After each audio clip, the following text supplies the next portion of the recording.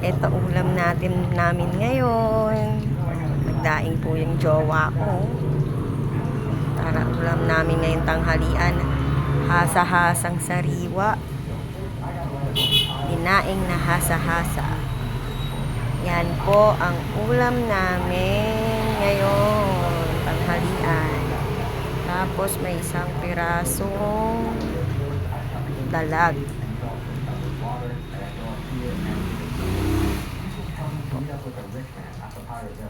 The rich man is, I've got to put it in the wall, and now I can fight the favor expert. I think this should be pretty easy to fight through. Start na akong magprito.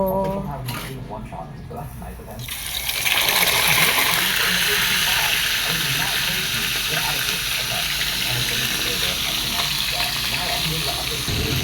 Ito yung mga islang huli nila kahapon eh.